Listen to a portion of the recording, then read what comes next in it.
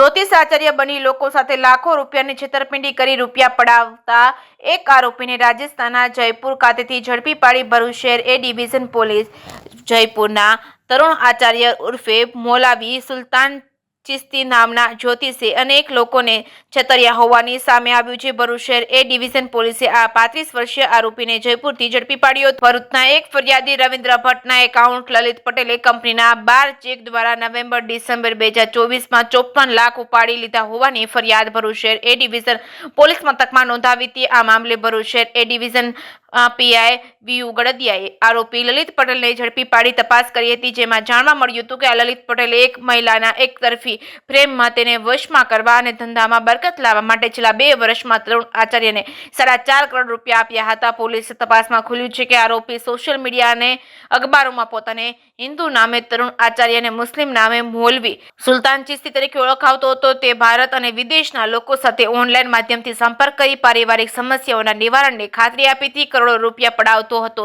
આરોપી પોતાના પૈસા સંબંધીઓના બેંક એકાઉન્ટ અને આંગળીયા મારફતે મેળવતો હતો। પોલીસને શંકા છે કે આ કેસમાં હજુ વધુ ભોગ બનનારાઓ સામે આવી શકે છે। જે કેસની ગુજરાતી સાથે કેતન મહેતા, ભરૂચ ખાતે આવેલી ભૂમિ ડેવલપર્સ નામની કન્સ્ટ્રક્શન કંપનીના ઓથોરાઇઝ પર્સને ભરૂચ શહેર એ ડિવિઝન પોલીસ સ્ટેશનમાં ફરિયાદ આપેલી કે એની કંપનીમાં મેનેજર તરીકે અને નાણાકીય વ્યવહારો જેને સોંપવામાં આવેલા છે એવા એમના કર્મચારી લલિત પટેલે રૂપિયા 54 લાખનું છેતરપિંડી કરેલી છે એવી ફરિયાદ એ ડિવિઝન પોલીસ સ્ટેશને મળતા એ સંબંધમાં ભરૂચ શહેર એ ડિવિઝન પોલીસ સ્ટેશને ગુનો દાખલ કરવામાં આવેલો। આ આરોપી વિરુદ્ધમાં પૂરતી તપાસ કરતા પૂરતા પુરાવા મળતા આરોપી લલિત પટેલની ધરપકડ કરવામાં આવેલી।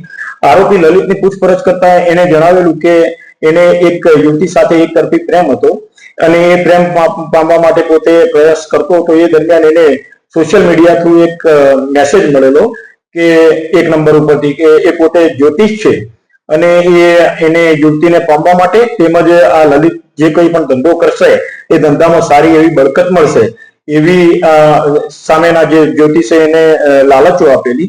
તો એનાથી પ્રભાવિત થઈ એની લાલચમાં આવી ગઈને એની જે આ કંપનીમાં કામ કરતો હતો અને નાણાકીય વહીવટ કરતો હતો એમાં માલિકની સહીઓ વાળી ચેકબુક આ આરોપી લલિત પટેલ પાસે રહેતી હતી।